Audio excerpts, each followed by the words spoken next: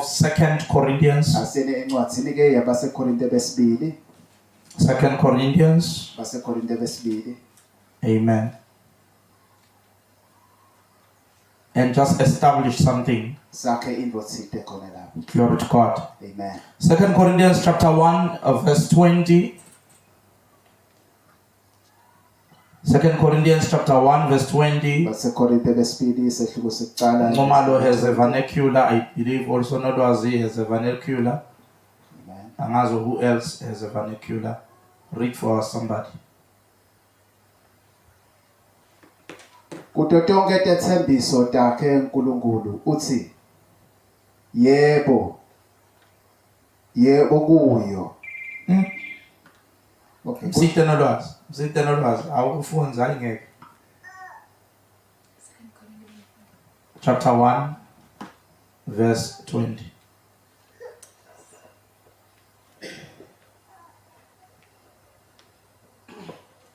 Kuto tonke tethembiso takhe uNkulunkulu uthi yebo kuyo. Kungako nje ke sivumisa uNkulunkulu sithi amen ngaJesu Kristu. Amen. Amen. Hallelujah. Amen. Mfundisi, can you reduce the gain? The main volume, the gain. Amen. Masinyane nje bese siyasho shumayela bazalwane.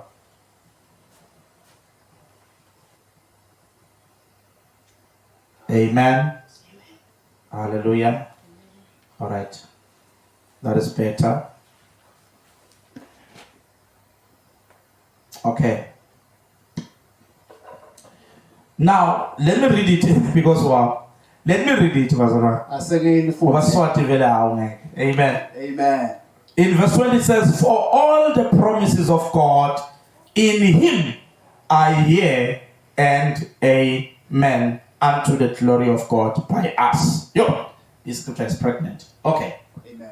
The Bible says the the promises or all the promises of God are yea and amen. Na amen. The Bible says they are yea and amen in God.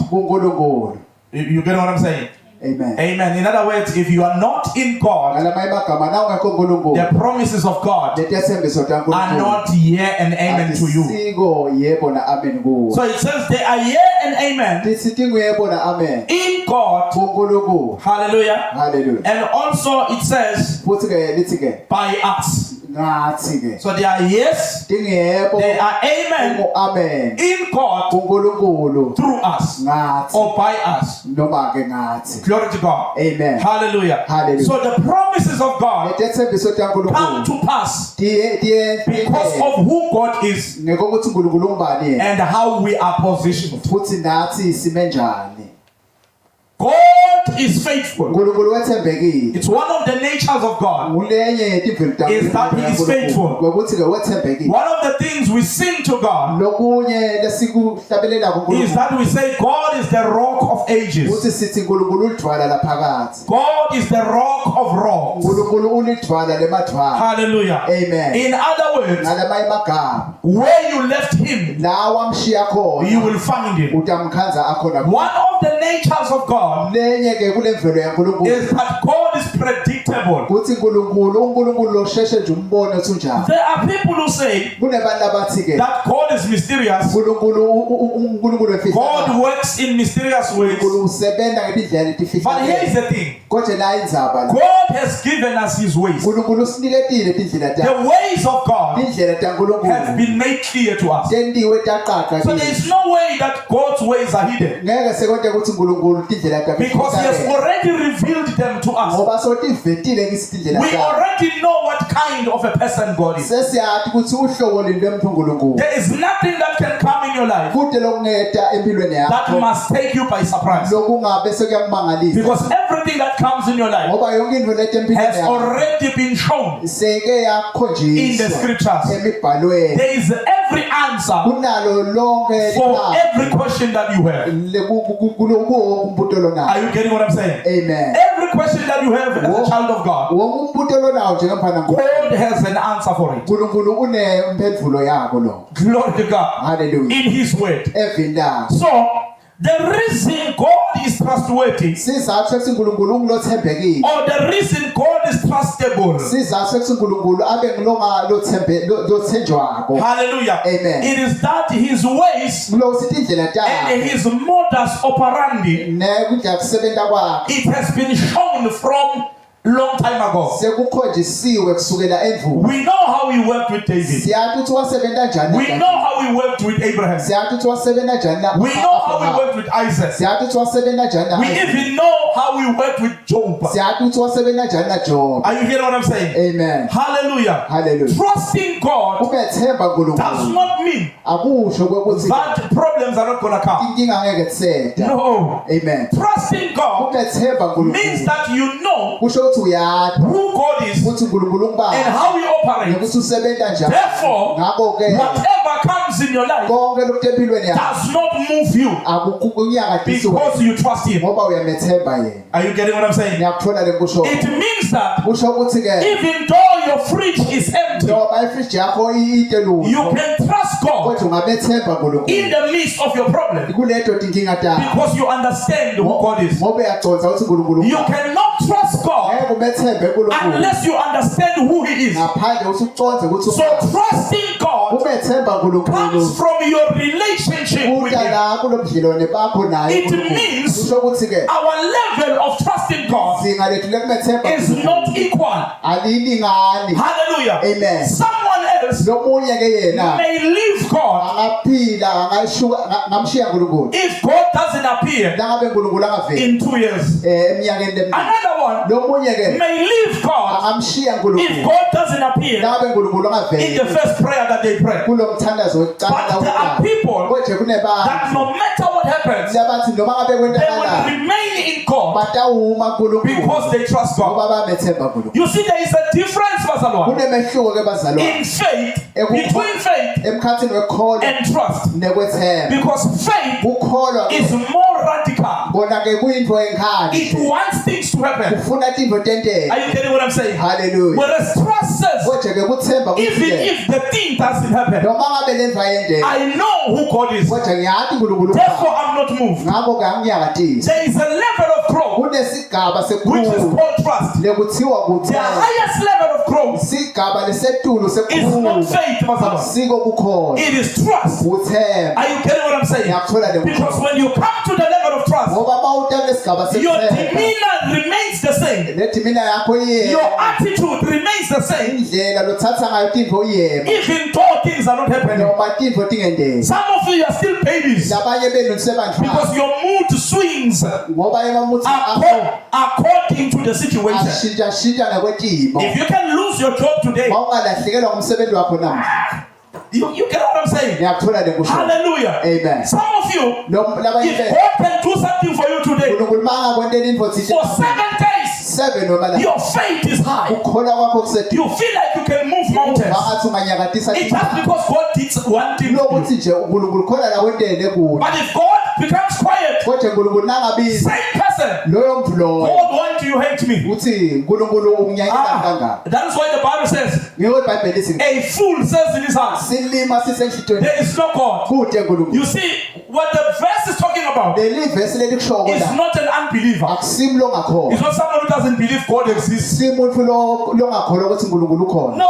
Amen. Here it's talking about somebody Kodwa likhuluma that ngemuntu saw God last week. lo mbone uNkulunkulu kulesi. So because of a problem today, ngenxa yenkinga they namuhla believe there is no God. sebakholwa ukuthi uNkulunkulu There akekho. are fools that have been born again Kuleti lima ke kodwa letelwe kabona. that are flip-flops. Leti shintsha They are shintsha. flimsy in their belief in God. Bayashintsha shintsha ekukholeni kwabo. Batekateka.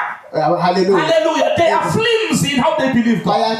bayantenga. Hallelujah. Glory to God. Hallelujah. They are not firm in their faith in God. Abakemi Your ekukholeni. maturity in the things of the Spirit Ukubhadla kwakho entweni is yakho. not how much you pray in tongues. Singe ukuthi uthandaza It's not how much you prophesy. Ukuthi uprofetha kangaka. I rather go with people who don't pray in tongues. Manje ngihambe nebantu I rather go with people who don't prophesy. prophesy. amale ngihambe nabantu But I need people who trust God. singabantu I abamethemba need uNkulunkulu. mothers who trust God. Singabomake I need labamethemba fathers who trust God. singabobabe I need labamethemba young people who trust God. abantu I need even children who trust God. singabantwana Who say, come what may, abathi akute but I lokudala trust Him. kodwa ngiyamethemba yena I know His nature. ngiyathi imvelo yakhe I know His modus operandi. ngiyathi indlela Oh, yokusebenza hallelujah. Hallelujah. Even if things are not happening, noma tinto but I trust Him. kodwa ngiyamethemba Oh, hallelujah. haleluya But there is a song kunengoma ke by Tony McClellan ya Don McClellan which says, I know that faith is easy ithi ngiyathi ukukholwa kulula when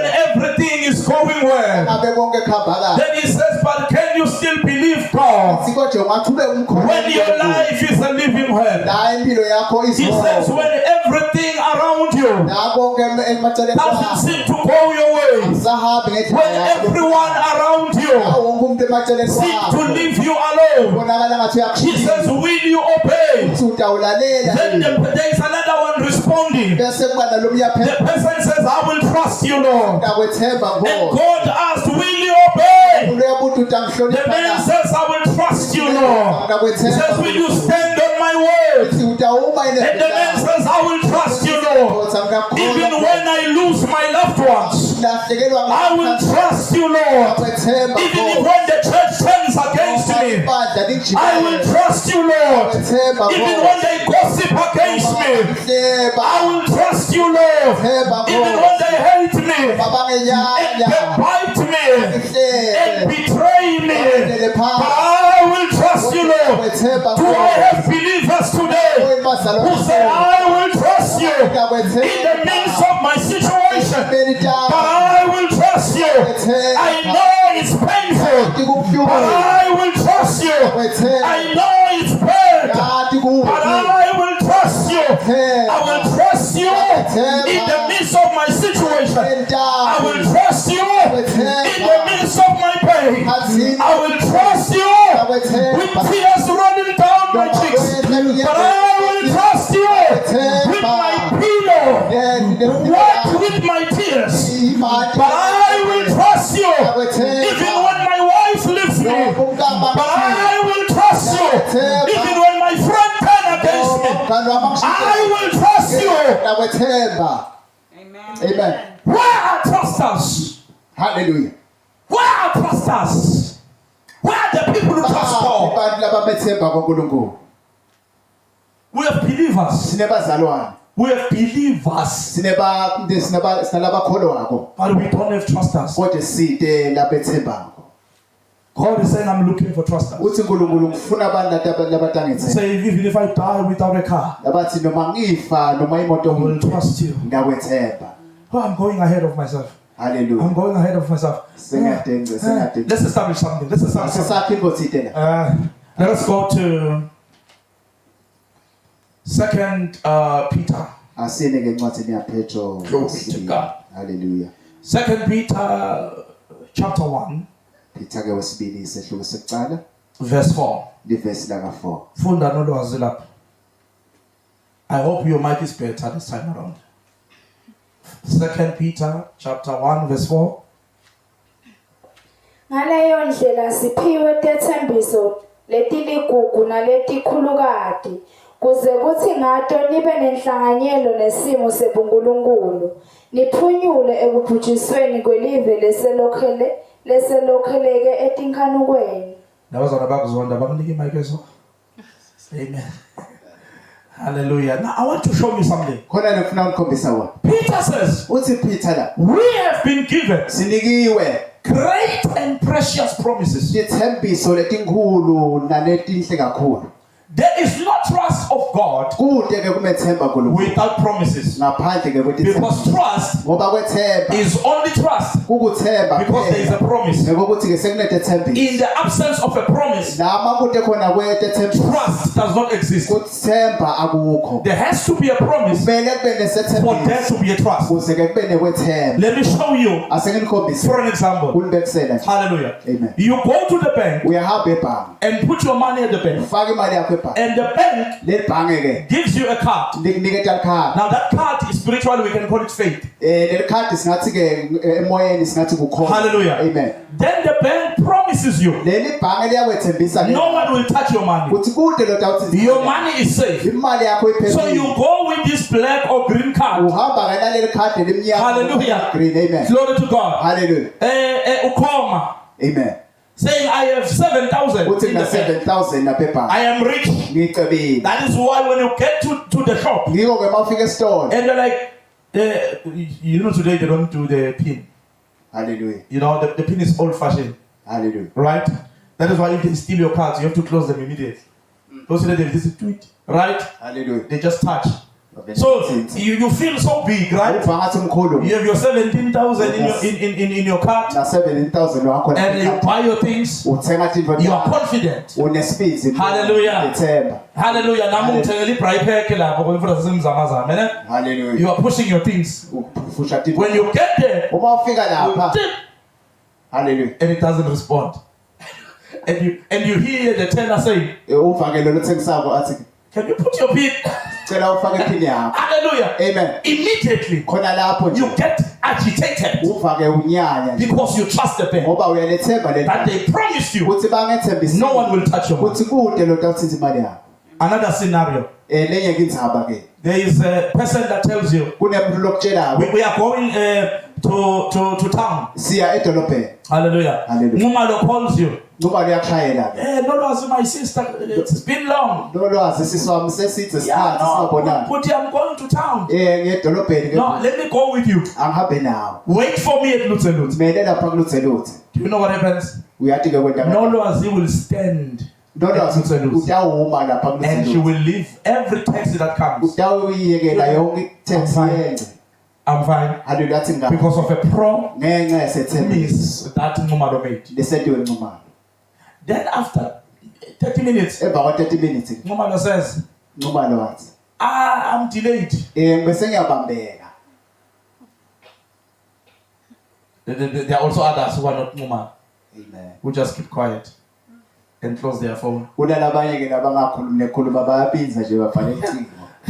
Hallelujah. They will apologize the day they meet you. Amen. Tawuxolisa ngale ndaba abahlangana nawo. I want to show you this. Kwale ngifuna ukukhombisa. Are you in the house? Amen. Amen.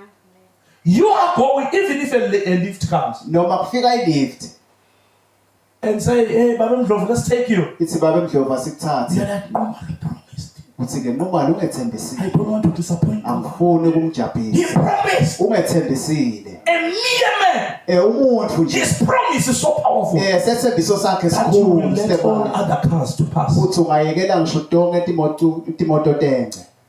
Another scenario. Lenye ke indzaba. You, Madam Seto, you are building a house Make msetha wakha indlu. and a guy comes. Kufika ke njalo. Mdlovu comes and says, I will build for you Uyafika Mdlovu usindaba. at this price, reasonable price. Price nje But lekahle. I'm going to start next month. Kodwa ngiyaqala kule nyanga. No matter who comes this month, Noma kungafika bani iminyaka. because of the promise that he made, Ngenxa lesithembiso you're going to say, lasedini. I've already found the builder. Udawuthi sengimtholile umakhe. There is no trust. Kude kwethemba. What about the biggest one? Ngathiwa ke nganawo lokhulu ke. In church, Esondweni. the brother comes, Uyeta lo bhoti. he does his shenanigans Wenda into and takhe lapha. gimmicks, and Hallelujah. he calls you forward. Uyapita ukuthi He kneels tena. down.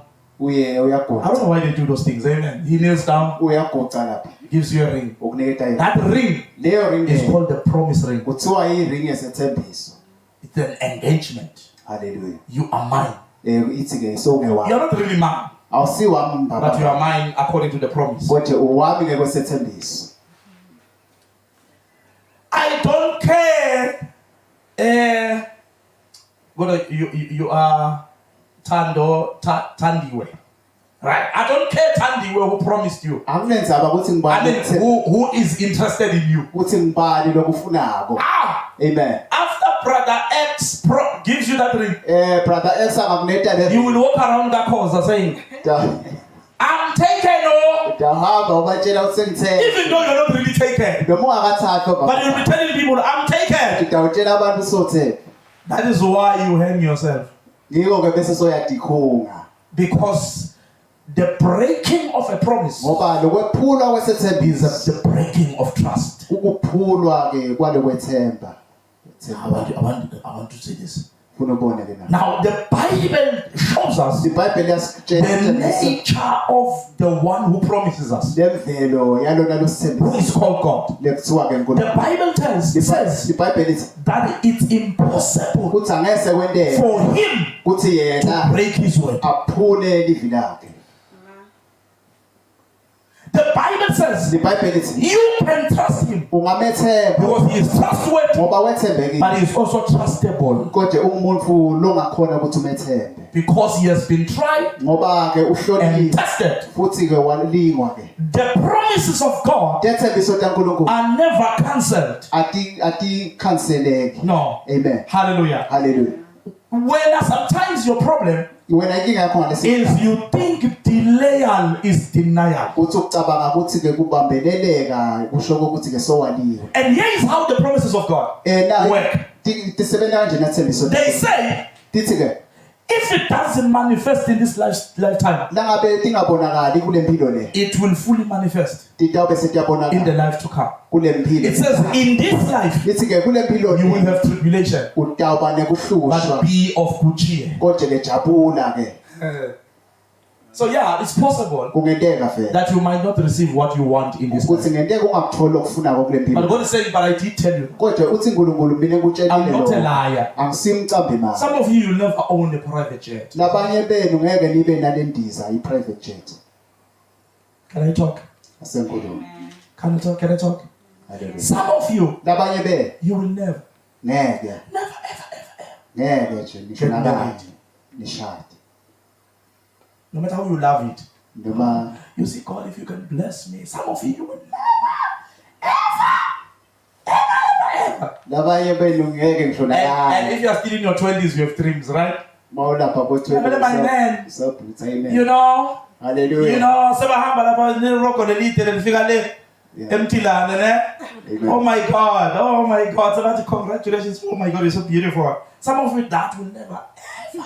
Labanye benu ngeke akuyuse kwendeke. Okay, no, I don't want to depress you, but some of you Labanye benu will never ngeke marry a rich guy. Let's put it that way. ngeke nje shade mlulo. Because when kuyafana ngizobe niyibambele noma kusekashilo ukuthi ayona ngeke ushade. Ngiyabambeke ngani. So you'll never marry a rich guy. Ngeke ushade mlocebile njalo icebo. Some of you. Labanye benu And it's okay. kukahle lo. That is what trust is. Kukwethemba ke nje. Trust is when God tells you things Uthemba lo uNkulunkulu nakakutshela that into. are against your dreams. Akutshele uNkulunkulu into leti phambene nalamaphupho akho. Trusting. Umethemba. God once told me uNkulunkulu wakwangitshela about Swaziland. ngeSwaziland. I wasn't bothered at first Angikhathatheka ngaba bede kukhathatheka ecala. because by the time I was in South Africa, Ngoba mase South Africa okay, I didn't have much memory of Swaziland. bengide nje ukukhumbula lokungakanani ngeSwaziland. So I didn't know what to expect. Ngikude nje bengugathekile. So when I was in Bible college Mangise Bible College in 2006, 2006 I got a prophecy about Swaziland. athola prophet And I knew that God wanted me to come back to Swaziland. ngathi ke ukuthi uNkulunkulu But I was ufuna like- uyele I ekangwane. was like, alright, it's fine. Ngathi hayi kukuhle. Right? Amen. And then I visited Ngabese ke in ngiyavakala 2012. 2012. I was like, yeah, mama, Hallelujah. how am I going to Amen. Hallelujah. It wasn't what I expected. Bengasiko lokhu bengugazile. Like, you guys, because we stay here, we don't see this. Hallelujah. Swaziland is small, but too. Swaziland incane. Yeah, Swaziland is so small. Hallelujah. The towns are very small. Like, you can walk in Manzini and finish it in 2 hours. You're like, oh, it's done. Like, it's so small. Incane. Hallelujah. I'm a Praetorian. Ngimuntu I wasePretoria. was like, no, this is not right. Hallelujah. Ngathi I'm akusikahle. not coming back here. Angibuyeli la. You have to understand. Kufuneka ucofe. Culturally, Hallelujah. Ngeke culture nje. hallelujah, Amen. we are not the same. Even the Swatis of South Africa emaswata are not the same as the Swatis of Swaziland. afanane emaswata ngala. Culturally. That's why when you get into houses, Yiko ma ungena you endlini take off your shoes. ukhumula icathu. South Africans don't. South Africans And you feel offended. wena ubese soya It's a culture thing. yinto nje yemhambo lisiko. Another culture shock Lenye into is that if you are from Pretoria, ukuthi mawuchamuka ePretoria the people when they are greeting, labantu they are mabavusela nicer. baba nice nje. Dumela hle. Like there's always, if when you get into the text, sanibonani, you greet people. In Swaziland, that doesn't happen. The best that you can get in Swaziland is yes. That's the best you can get. If they respect you, it was a yes put. But that's all you're gonna get. Swazi people are proud people. They have nothing that we are the best, even though they are poor. But they're proud. That's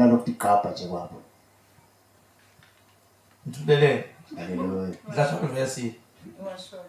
You get what I'm saying? Hallelujah. So I was shocked when I came here. When I get into the text, I'm used to greeting.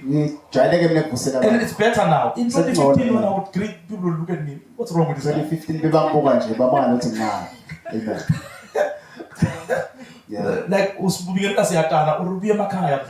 Like, they didn't understand what's wrong with me. I remember Apostle Isaac, knows him. When he came in 2017, we went, one of his daughters, we went to town. I was preaching. So when we're in the taxi, amen. Umapapa was a weekday. Sanbonane taxi. They all turned. Like, and then Lord. Hallelujah. And then she looked at me and said, Pastor, what did I do wrong? I was like, you greeted. Why did you greet? She was like, how are you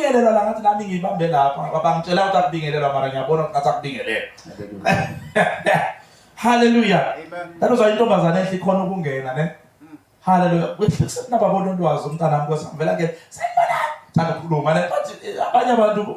Uvela intombazana izibumbe ethethini ithathe into yayo idlale TikTok wayo ne ayilanda hlele ecela kwakho uncumalo ne umshado wonke apha uphelele iwubuke nje ungawubingeleli. That's there. So when God told me to come to Swaziland, it was a hassle, bazalwane. I had to humble myself. I had to trust the one who told me. Amen. How far are you going to trust God? How far? Some of the things that God tells us are too big. Yes. They are too big. You know how many we are here? You can see, right? This is not the crowd that I see in the spirit. So every day, woman of God, I come here seeing thousands of people. Amen. Amen. Thousands, not thousands. Thousands. Hallelujah. Because I wanted this prophet or something. Amen. Hallelujah. Hallelujah. Hallelujah. I once saw, I was in prayer on the mountain. I saw an arena, a 15,000-seater arena in Swaziland. And the Holy Spirit said, this is yours. I came down the mountain smiling. When I arrived here, there were two people. I was like, what happened? The difference between my vision and the reality. Hallelujah. Amen. I don't know if I'm alone. For some of you see yourself living a catering company. Mara, you find yourself in Nanisa Twai.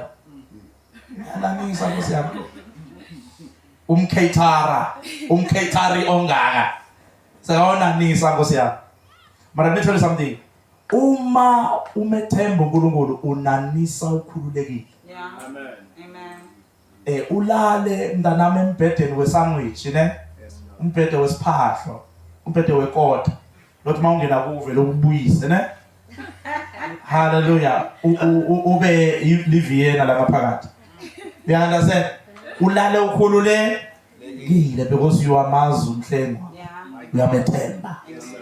It is a question of trust. Umethemba kangaka nani. Now sithilana le ndaba yethembiso. Ngoba lithi iBhayibheli Sarah in Hebrews chapter 10. Sarah wamethemba lona othembisile because bekazi ukuthi uthembekile lona uthembisile. Amen. wamethemba ebudaleni.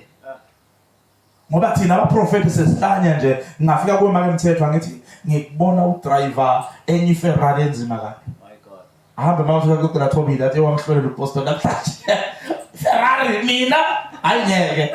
Akasathi neHonda Fit. Hallelujah. Trusting uNkulunkulu. Uthi uDavide kumahubo 91 uthi I think the verse 3 uthi ukwethembeka kwakho kuyisihlangu sami. Hallelujah. Kuyihawulami ne. Hallelujah. Kuyinkemba kuyisikhali sami. Usho uthemba David lapha. Usho ukuthi asisathembi uNkulunkulu kuphela. Sethembe nokwethembeka kwakhe. We don't trust him as God, we also trust his faithfulness. Ngithe manqala ngathi mina uNkulunkulu bazalwa upredictable. Akekho mysterious. uNkulunkulu ungamazi, ungamtrace. Umuntu masomazi bazalwa. Uma ngesibindi uthi ngiyamazi noma luyeza. Amen. Because you know his character. You understand? Ngibeke isenje lana futhi noma. Futhi noma lo muntu okhohlwa. So ngithi mangachisala mhlambe ngifona incoma lo ngicela wenze so. Ngitshela chisala ngithi akakwenzi. Ukhohliwe. Ube busy ngalokunye ngifona ukuthi imali osewenzile. Mfundisi yazi khani ndokwenta Nkosi. Nkosi okhohliwe. Hallelujah. Ngiyabona umuntu usoyamati. Bese bazalwana hayi ukuze ngikhulume kakhulu ngibese kakhulu asibile singisini ngoba nguwe lo ngilingapha. Hallelujah. Ukuthi ngiphenza ama examples ufuna kucetha. Amen. That is why the Bible says, he who trusts in God will never be disappointed. I never understood that scripture. You see, here's what I thought. I thought when it says he who trusts in God will never be disappointed, it means that if I say I will get a car, I will not be disappointed. I will get it.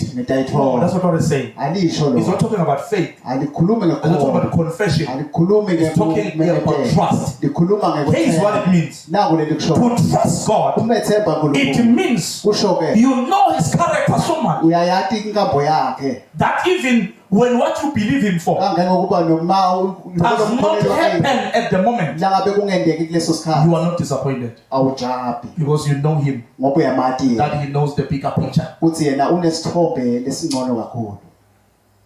you hearing what I'm saying? Amen. Because sometimes God does say no, and God does say not now, and then we throw tantrums. We scream. Why? Because we don't trust him. I want to close with this. The three boys at Babylon, Shadrach, Meshach, and Abednego, when they were challenged by the king, and he told them that it's going to throw them into the fire, the Bible says, they said, "Oh king, we are not going to answer for ourselves in this matter. But our God, whom we worship, will deliver us. Not can. No, but will deliver us."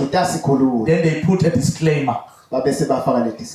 They said, but if he does not, let it be known, O king, that we will burn on singing our praise song. Because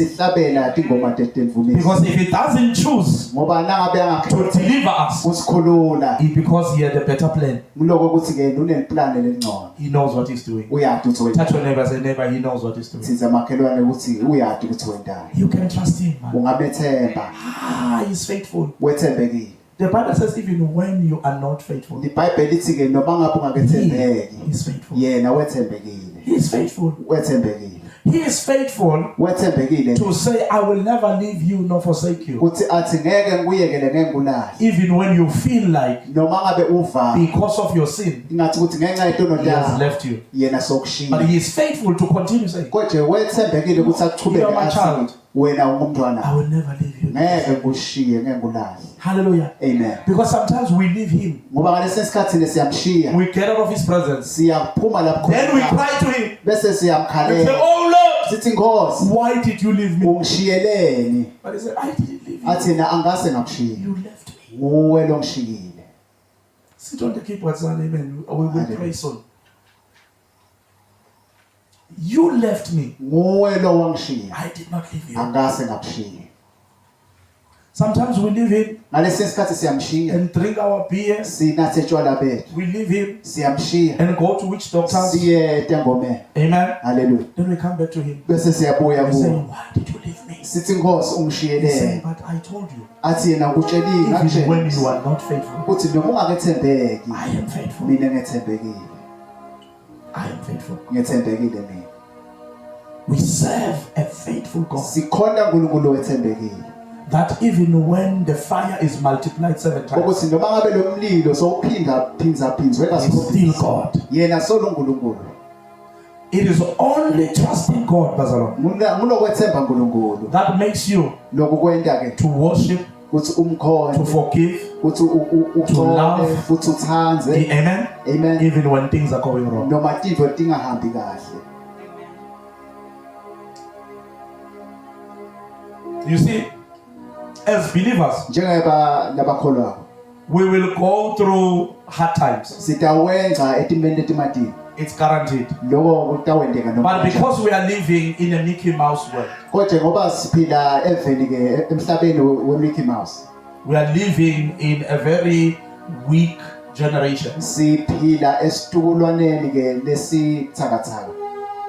When situations come, Timo matifika we start casting out demons. siye bese sesicala ke sesixoshe We emadimoni. come up with strange practices Sita ke nemikhuba ke that lengakadayika are not scriptural. lengekho embhalweni. But the people who trust God, Kodwa abantu abamethemba it kaNkulunkulu doesn't matter where the problem comes from, akunendzaba ukuthi lenkinga iqhamuka God or the devil, kuNkulunkulu noma kusathana. they worship. Bona bayachubeka abantu umsebenzi. Why? Le Because in Him ngoba kuye I live, ngiyaphila, I move, ngiyahamba and I have my being. futhi ke buntu So when I'm sick, lapho mangigula I'm sick in Him. ngigula ngikuye. When they disappoint me, Uma bangijabhisa in Him. ngikuye. I am what you can call Nginako lo ngakubita ke uthi a rejection connoisseur. What it means is I am somebody that has been rejected too much. I'm used to rejection. ngimuntu ke lo waliwe nje kaningi nje. Sengudayile lo. I've been rejected by pastors. Bengumuntu ke lo rejectwa abafundisi I've been rejected by Christians. ngahlamukelwa nje bazalwane. I remember greeting a certain believer, Ngiyakhumbula ngivusela umzalwane Thite and she said she sang a song. wahlabela It ingoma was after church. emva kwesonto. She sang a song Wahlabela ingoma. and said, "Hamba ndoda yesokwe." While I was greeting them, I know rejection by Christians. Ngiyakwati kwaliwa bazalwane. Many of you have heard that I was called Nicholas Abraham for some years. Labanye beno ngivile uthi ke nivile uthi bengibizwa ngokuthi Nicholas Abraham isikhathi nje lesithi. Amen. Many people didn't know my surname. Labanye bebangasathi isibongo sabo. They knew Abraham. Bebathi nje Abraham. People still call me Abraham to this day. It's fine. Labanye bangibita Abraham. But they don't know the history behind the name. Kodwa bathi kumlandvo ke lo. That's a name of rejection. Ligama ke lekwaliwa. I was rejected by Christians. Bengaliwa abazalwane. Pastors were rising against me. Bafundisi bebasukuma Left, right, and center. yonke indzawo. Prophet Offense once gave a prophecy when I was still staying in Kwandebele Prophet Ufense wakwaniketa isiprophet ongiseleka kwaNdebele. and said, God says, Wathi uthi uNkulunkulu you will be a father of apostles. Or you are a father of apostles. babe webapostoli. I understood what he meant. Ngakuconsa ke lokho lakusho. He meant I will produce apostles and prophets. Bekasho ukuthi ngidawukhicita abaprofeti nabapostoli. But because I was hated in the land, Kodwa ngekuthi benginyanya kulenza I trended immediately. ngabe sengiduma nje masishana. Trended immediately. Abasematheni nje masishana. As someone that was going around claiming that I am bigger than everyone. Njengemuntu lo bengathi uhamba endzaweni athi umkhulu kunani. I went to the Holy Spirit. Ngayabona uNgcwele. I said, why do they hate me so much? Ngathi banginyanyelani kangaka? Why do people hate me so much? Yini bantu banginyanye kangaka? And the Holy Spirit said to me, Wathi moya uNgcwele because they are in the world. lokuthi ke baseveni bona. Yes. Says the world Umhlaba ke hates the things of the Spirit. lelive liyatinyanya tinto. Anyone that is part of the world wonke umuntu lo ingcenye is full of hatred. ugcwele inzondo. And then he said to me, why are you complaining to me? wathi kimi ke ukhononelani kimi Because you are a father of apostles. ngoba vele ungibabe You wapostoli are a father of nations. ungibabe wetifi You are Abraham. ungu-Abraham Then that's how I called myself Abraham. lapho ke ngabe sengidebita ukuthi ngi-Abraham I owned my own rejection. ngabe sengemukela lokwaliwa kwami I said, yes, you are correct. I'm a father. ngathi vele ukahle ngibabe I'm Abraham. ngi-Abraham. Hallelujah. When you trust God, uma umethemba uNkulunkulu praise the Lord. If I can tell you stories of, mangantshela nje tindzaba I remember, I know we go through things. ngiyathi senza itimeni bazalwane My sister in 2006 dzadzewethu 2006 passed away. washona wenza nje emhlabeni And I remember I went to Atteridgeville. ngiyakhumbula ngaya e-Atteridgeville I was still in Bible school. bengiseBible So school I went to Atteridgeville ngaye to attend the service kuye enkonzweni nje because I was hurt. We were very close. bengilimele kakhulu ngoba And besisondelene because I was too busy and I was preaching during the week, ngalokho no one was kakhulu available to preach. I didn't even cry. So I was angikhalanga somehow. amen So I went to the service ngaya ke kule nkonzo ke le and I told the believers, ngatshela ke bazalwane Pastor, I'm hurt. ngathi ngilimele Pray for me. ngithandazelele They knew about my situation. bebasathi lesimo So sami they made a settle and prayed. bangikakalatela ke bathandaza And then someone said to me lo mnye after wathi the prayer, emva kwalo mthandazo so man of God, how do you feel now? ngeke yaNkulunkulu uva kunjani lenyanga amen Have you ever been born again? kwake kwenteka yini ukuthi utelwe kabusha Uzonathi wathi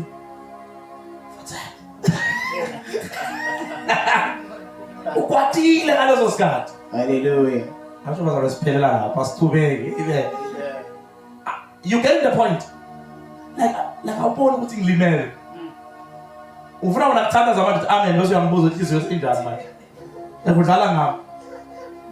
We have gone through things. senze etimene What has kept us? konje lokusilonzile Has been trust. bengilokwethemba I spent most of the late of 2005 ngicitheke isikhathi ke kulo muva nje 2005 and most of the early 2006. nalapha ku 2006 I was unable to sleep. bengakhoni kulala So I would spend time outside.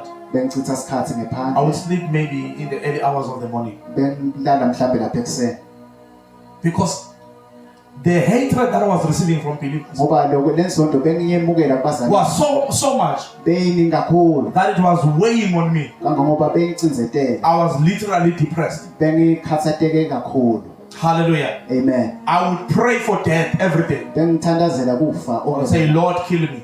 ngithi inkosi ngibulala Lord, kill me. inkosi That was ngibulala my prayer every day. lokungumthandazo wami Lord, kill me. inkosi ngibulala The next thing someone comes, I pray. I was seeing people rising from wheelchairs while saying, Lord, kill me. bengibona abantu basukuma kuma wheelchair konje Miracles were inkosi happening. ngibulala imangaliso beyindeke The walk with Christ lokuhamba naKristu is not easy. akusilula It's tough. kumadini It needs people kudzinga abantu who trust God. labamethembako uNkulunkulu It needs people who trust God. kudzinga abantu labamethembako uNkulunkulu I don't know about you, angathi ngawe but the way my life is, kodwa impilo yami a storm ledla can just rise out of nowhere. siphepho singasukuma nje Stories can just rise out of nowhere. indzaba nje tichamuke nje Hallelujah. khona lapho amen When there were attacks in the church last year, la bekunehlaseleka they were ebandleni panicking. Be careful. haleluya Hallelujah. basabo They were feeling sorry for me. haleluya Hallelujah. Glory to God. amen I was the only one who is smiling. bekungemi kuphela I bengahleke was free. bengikhululekile I've been through these things. ngoba ngike ngaba kito letinto leti I trust him. ngiyamethemba yena I know him. ngiyamati To a point that even if the man says, I'll shoot you, kufika esigabeni sokuthi noma ngabe athi umuntu ngidabudubula I say shoot. vele ngisidubula Hallelujah. amen So someone was surprised when someone was like, hey, mina. haleluya I said, haleluya Poisa. haleluya How do I know? ngathi ngani I've been through things. ngike ngaba setimene I've been threatened ngike ngasongela hundreds of times. kaningi I know my God. ngiyamati uNkulunkulu wami Don't not run away from your situation. It is only in problems where we know God better. There is a man by the name of Smith Wigglesworth, a man who raised the dead more than anyone alive. He raised over 30 dead people in his ministry. Probably even more than Ida Horse. He raised a lot of dead people. I'm not sure. Amen. Yet he was sick. Yes. They say he had a napkin around. Yes. Amen. Hallelujah. He was sick. Severely sick. God was not healing him. Yet he was raising the dead. But he was in pain all his life. People who trust God, you'll hear them writing and saying, I asked the Lord 3 times. And he said, my grace is sufficient for you.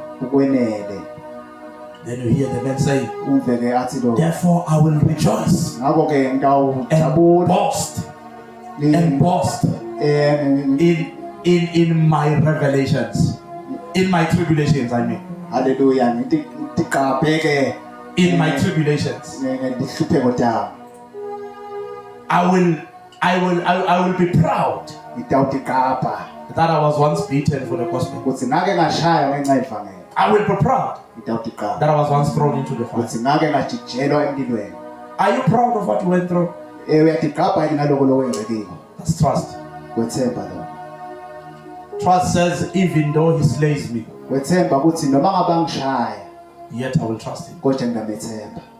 I'm going nowhere. Hallelujah. Hallelujah. I'm going nowhere.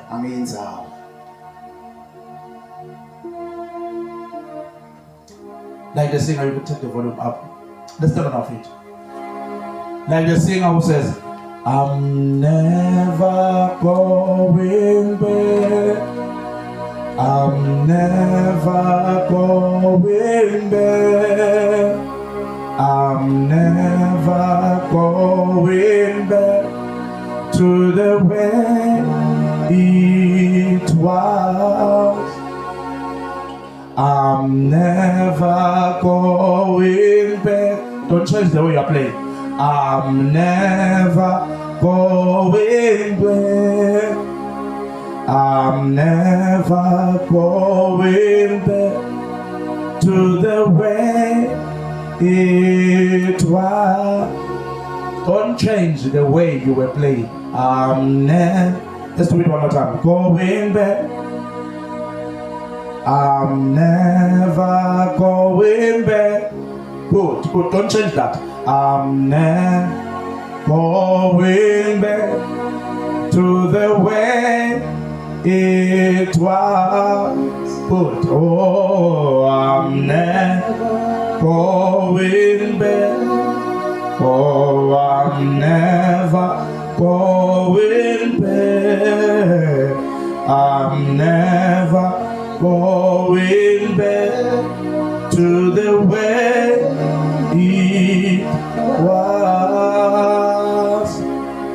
When I remember what the Lord has done, I will never go back anymore. Volume. When I remember what the Lord has done, I will never go back anymore. Hallelujah. Hallelujah. Ngifuna nje jazo dlodlale pastor. Ngifuna nje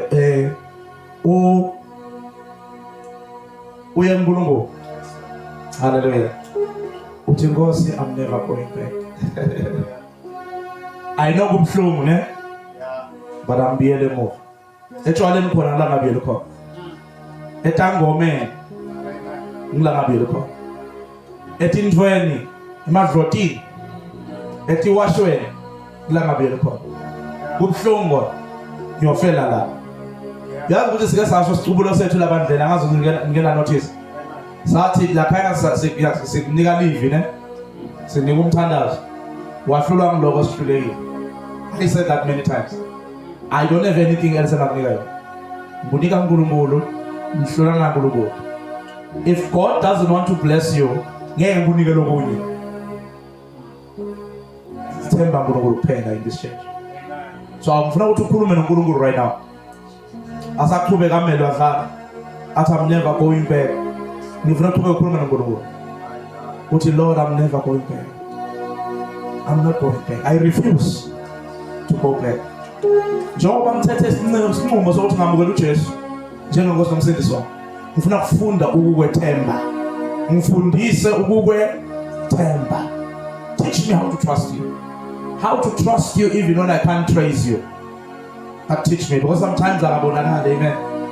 But enye indoda yayihamba ephusheni ihamba noNkulunkulu ibona ama footsteps eSanti emhlabathini.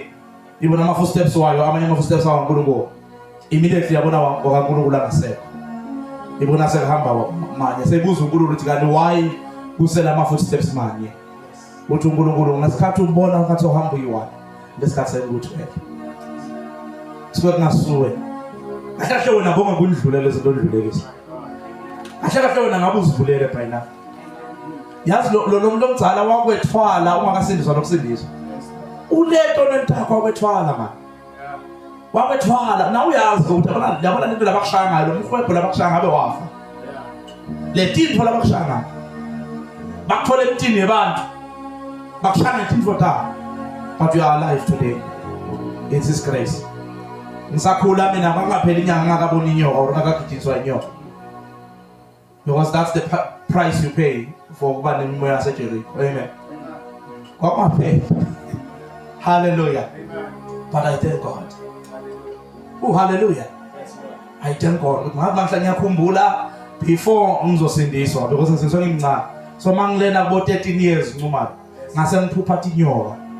Because the spirit is samanzawu lesale mantini sasiwashweni sasa singifuna ngapha. Ngalokho mina phela ngumfana ngifundisa. Kwakumele ngithathe le ngubo yakhe. Sasa singifuna mbamba spirit sa Hezron. So kunetinyoka lamabonze. I remember bangithatha bakisa le bomzala bomzala Jeremiah. La abantwana bakhe bozamcolo bomzala. Bangithandazela bangipeyita ngisho ngafa kula spade. Athi ngithi bathi sisu sathi ngathi hayi akusikwami ngeke ngabona khona ukuthi hayi la kusipilo yami le. Kanti ukuhluka ngapeyita abazalwane.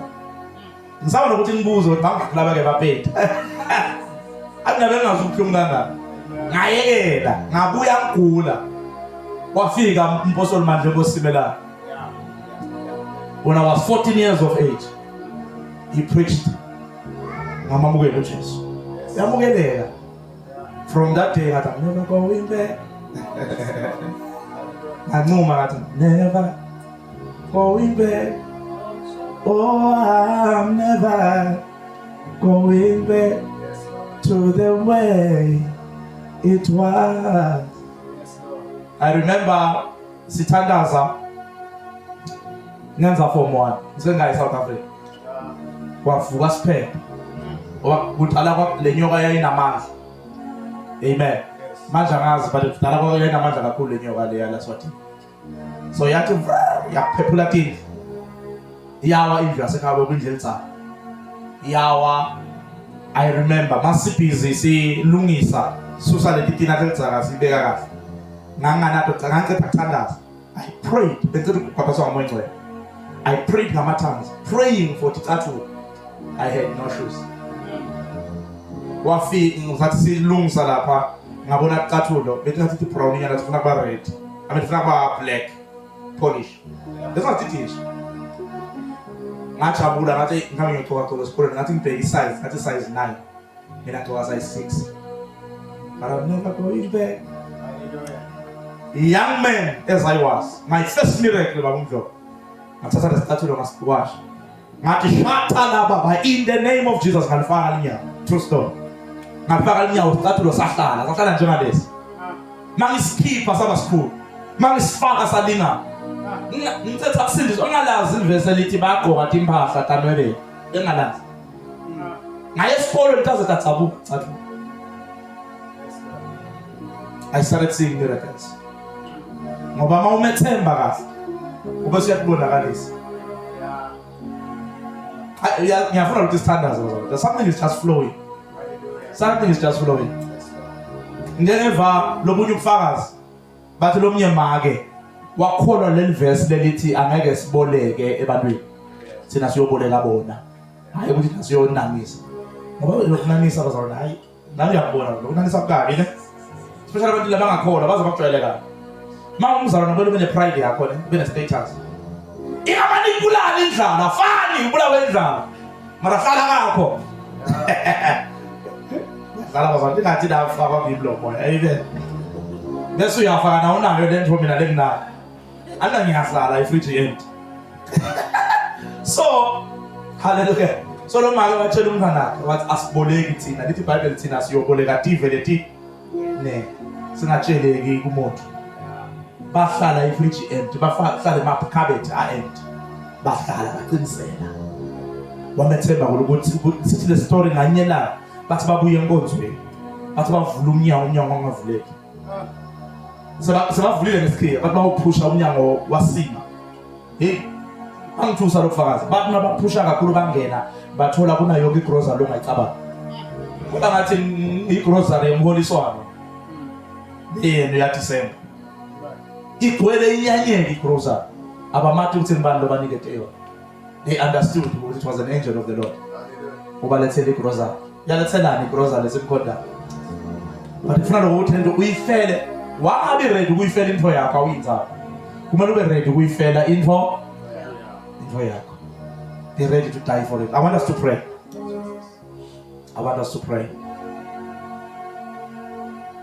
Hallelujah. I want us to pray. Mandarabasata labaya. I want us to pray.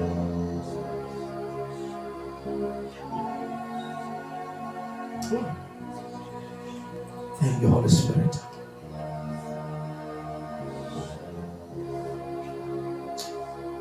I don't know what you are going through, but I want you to just tell God, Lord, I trust you. Ngiyakwetemba Nkosi. Kule simo lendlula kiso